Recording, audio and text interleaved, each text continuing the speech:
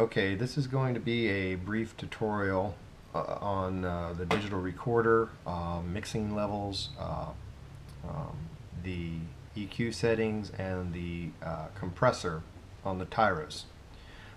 This is also, I'm using this to test a different record mode on the GoPro.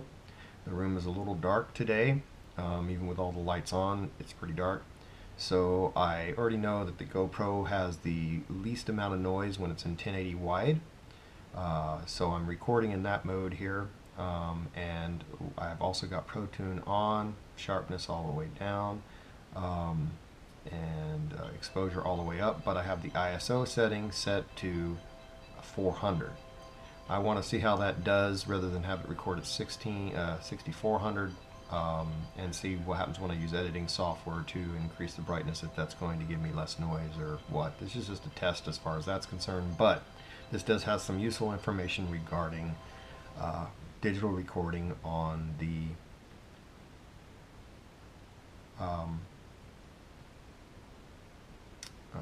Tyros. And I just realized I wasn't digitally recording this, so I'm going to turn that on now and switch over to that. I'm hoping that you got most of my voice on the GoPro.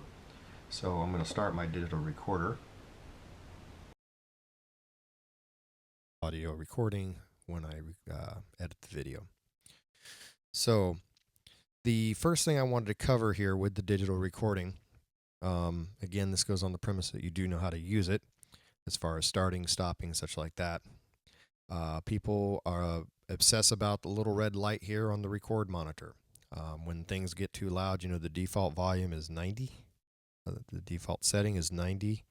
And depending on your EQ settings and stuff like that, whether or not you have the compressor on, you can easily go over that 90.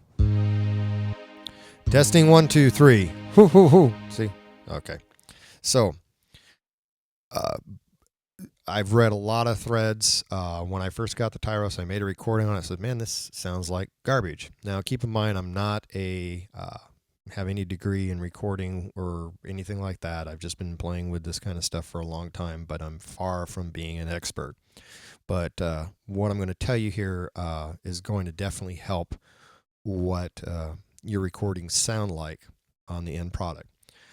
The first thing we got to discuss is, what does the compressor do? I've read a lot of people say, oh, they turn the compressor off and they turn all their EQ settings flat so that they can avoid hitting that little red light on the record monitor. That is not how you do it. There's a reason that you can reset this record level here, and you set the record level so that you do not hit that little red light. That's the purpose of this. So you can hear it going up and down. So I'm going to leave it right there for now. So let's first talk about, what does the compressor do? Well, some people think it's bad because as soon as they turn the compressor on, they're going to hit that little red light. Well, it's not the compressor itself that is causing that to happen. It's because the compressor does cause a little more gain. Let's go into the compressor here. I went to mix and control. You've got your tabs across the top. Go over to the compressor, which is the second one from the right. And I'm going to show you what the compressor actually does. Now, you have your gain right here. And so you can actually turn things up and turn them down and turn them down with the gain setting. That is what primarily makes it have more volume and make you think the compressor might be bad when making a recording. But in actuality, the compressor is going to help prevent you from hitting the little red dot lighting up on the recording. Let me show you what I mean.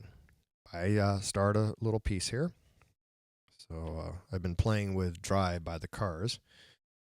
So let's go ahead and go.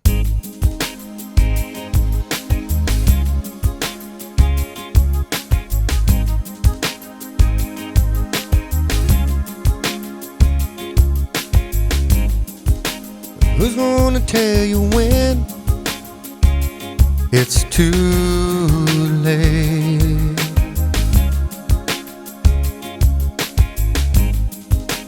Who's gonna tell you things aren't so great? All right. So what did you see there? You notice you saw the gain reduction going down.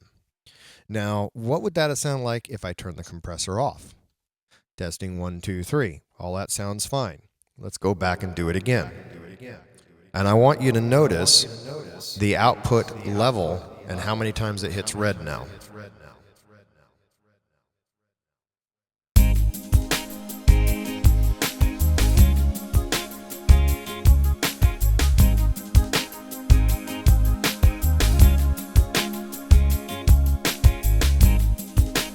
Who's gonna tell you when it's too late? Who's gonna tell you things aren't so great? Now I'm gonna turn it back on.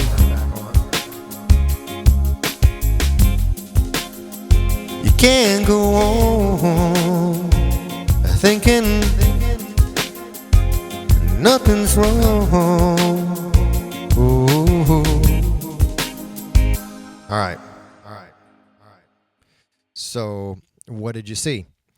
Basically, the compressor helps reduce dynamic range. It actually helps you prevent from clipping. It prevents, it brings down the loud areas in the song so that it is not too loud. And so the compressor is actually your friend. You do not want to turn it off. You want your compressor on. Now you can have too much compression. I'm right now on the Tyros M4 setting, which is, they're just defaults of these compressor settings here. For example, if you put it up to punch, it's really going to it's not going to sound good. You're going to actually notice the volume levels on all your high end disappear as your punch gets louder. And again, maybe if that's the sound you like, I don't necessarily like it, but it would sound like this. You can't go on thinking nothing's wrong. Ooh. Who's gonna tell you? You can hear the difference. It boosts up the bass and kicks off my high end.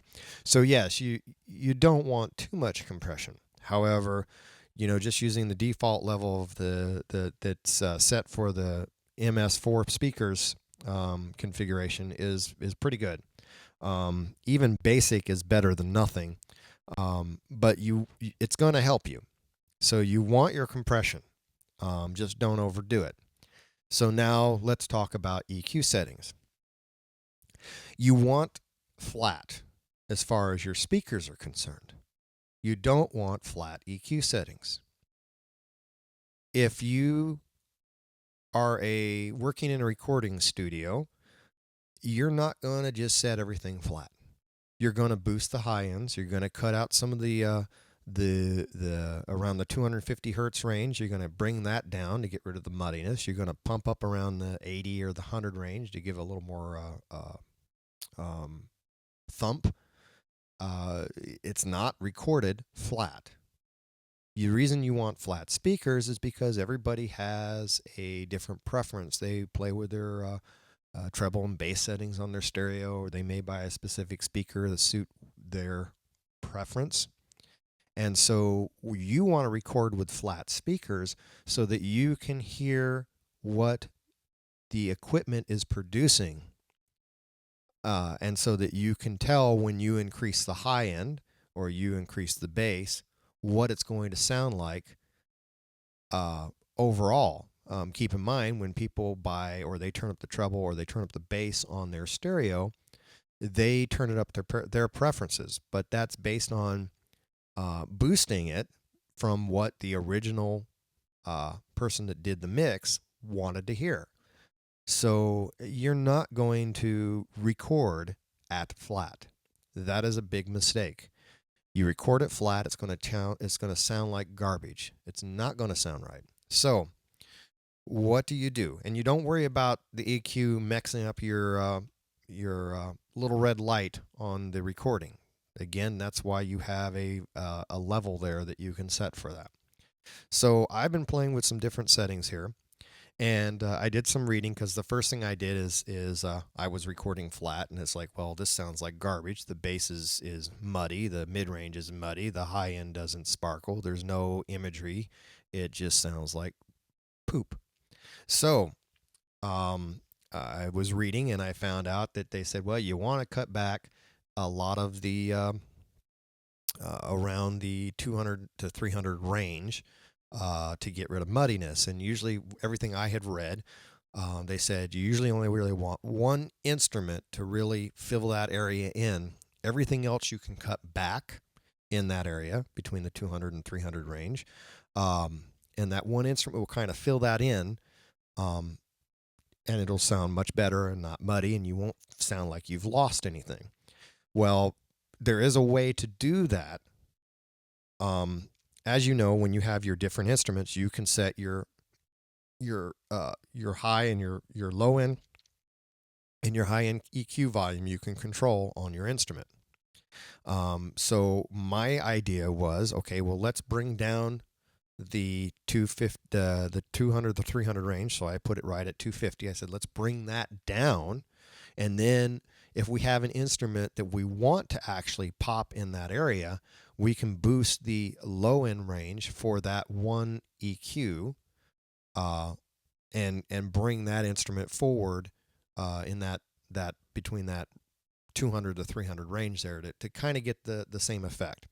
So the settings that I've currently found that seem to have been working really good, it gives it a pretty good stereo imaging. The high end's there and crisp.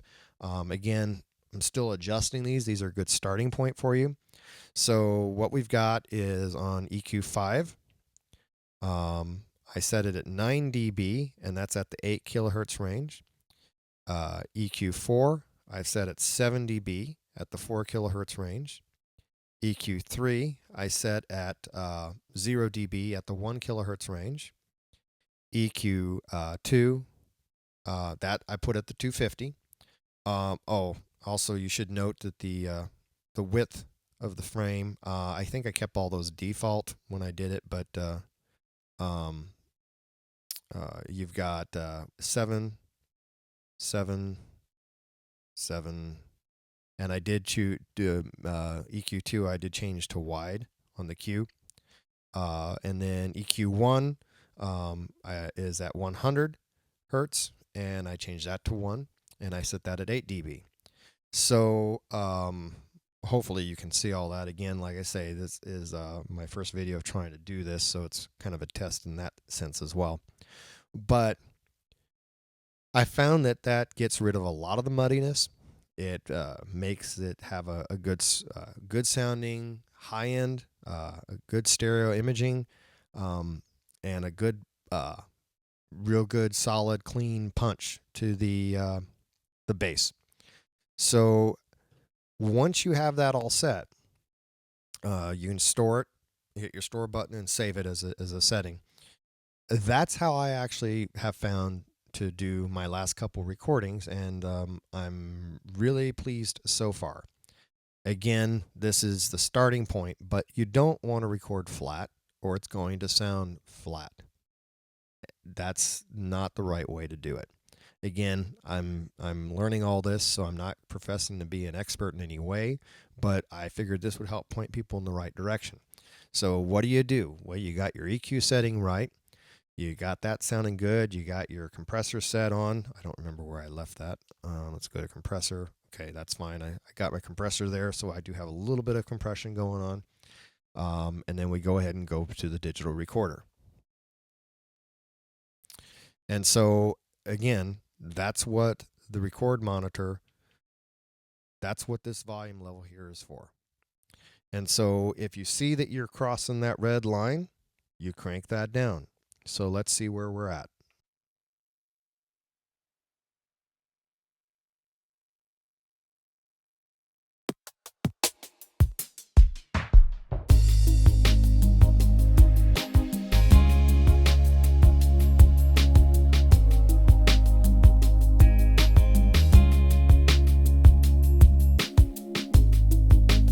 Who's gonna tell you when it's too late?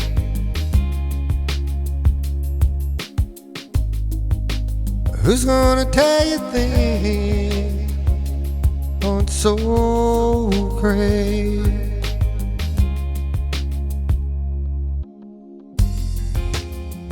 You can't go on thinking nothing's wrong. Oh, who's gonna drive you home tonight? All right.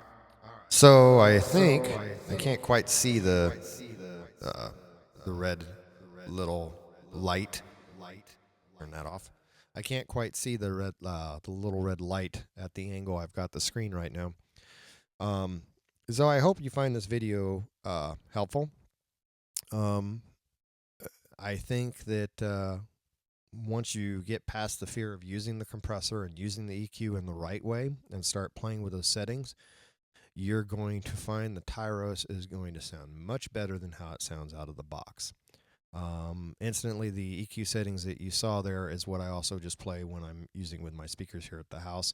I have found that headphones do work better because even if you have flat speakers, unless you're in a very flat acoustically speaking room, that will change things. So if you're really wanting to see what things sound like flat, it's probably best to invest into a good pair of headphones. I only spent about $80 for my pair at Guitar Center, and they're not necessarily flat, but they seem to be pretty close to what I need because these settings I've recorded and they seem to sound okay in every stereo system I've played them in so far. So I think these headphones probably are okay for what I'm doing. But invest in some good flat headphones. Don't record in flat. The compressor is your friend when used in reason, and of course the EQ when used correctly and in reason. And so that should help you improve your overall sound quality in your recordings. Have a good day.